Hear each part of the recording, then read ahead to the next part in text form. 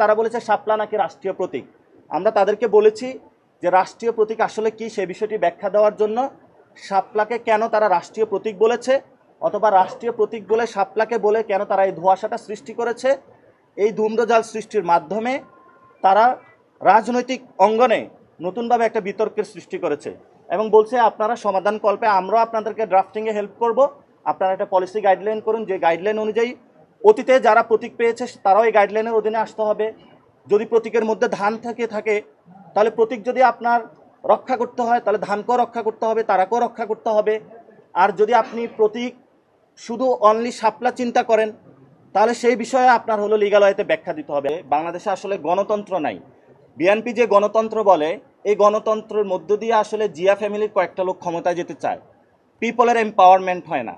জামায়াত ইসলামী যে গণতন্ত্র বলে, জামায়াতের ইসলামের 1-2 লক্ষ নেতাকর্মী ক্ষমতায় যেতে চায় না। আমরা যে গণতন্ত্র বলি সেই গণতন্ত্রে আমরা পিপলের পাওয়ারমেন্ট চাই এবং এই জন্য আমরা লড়াইটা চালিয়ে যাচ্ছি। আপনি যখন একটি ক্রেডিবল ইলেকশনে যাবেন, আপনার ভোটার লিস্ট সেটা ক্রেডিবল হতে হবে, দলের যে নিবন্ধনের যে লিস্ট যে প্রতীকগুলো সেগুলো ক্রেডিবল হতে হবে। আমরা সেটা বলেছি করাপশন ফ্রি একটা প্রতিষ্ঠান হতে হবে। ইলেকশন কমিশনার যারা তারা হলো দলদাস হতে পারবে না, কোনো ডিজিএফআই প্রেসক্রিপশনে কেউ হইতে পারবে না। আমরা এই বিষয়গুলো তাদের কাছে স্পষ্ট করেছি এবং নির্বাচন কমিশনের বিষয়ে নির্দিষ্ট গাইডলাইন থাকতে হবে। কোনো ব্যক্তির নিয়মতান্ত্রিক বা যা মন সকালে উঠে যা মনে আসে সেই অনুযায়ী নির্বাচন কমিশন চলাবে, এটা আর বাংলাদেশে চলতে দেওয়া যাবে না। আমরা তাদের কাছে সতর্ক করে দিয়েছি, যদি তারা এটা করে, এই বিষয়গুলো সমাধান না করে ইলেকশন কমিশনের সকলেই পদত্যাগ করাতে আমরা বাধ্য হব।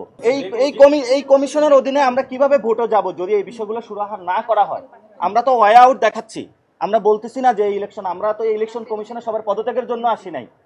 ওনারা যে বিষয়গুলো সমাধান করতে পারছে না বা যেই বিষয়গুলো হলো আমরা আসলে একটি ডেমোক্রেটিক স্টেটে যেতে পারবো, আমরা সেই বিষয়গুলো তাদের কাছে অ্যাড্রেস করছি। যদি ওনারা না করেন তাহলে তো ওনাদের অবশ্যই পদত্যাগ করতে হবে, ইলেকশনও প্রশ্নবিদ্ধ হবে। নির্বাচন কমিশনে যদি কেউ বসে রেস্ট নেয়, আপনারা জানেন নির্বাচন কমিশনের অনেকেই প্রবাসী ভোটারের নামে বিদেশে আমোদ প্রমোদে ব্যস্ত, তারা বিদেশে ঘুরে বেড়াচ্ছে এবং আমাদের যারা ডায়াসপোরা রয়েছে তাদের থেকেও আমরা খোঁজ নিয়েছি। সেখানে যায় মিটিং করে পায়ের উপর পা দুলিয়ে সেখানে তারা ঘুরে বেড়াচ্ছে। বাংলাদেশে যদি এই নির্বাচন কমিশন যদি সদিচ্ছা নিয়ে কোনো দলদাস না হয়ে, কোনো ক্যান্টনমেন্টের দাস না হয়ে 1 মাসও কাজ করে, বাংলাদেশে একটা ক্রেডিবল ইলেকশন দেওয়া সম্ভব।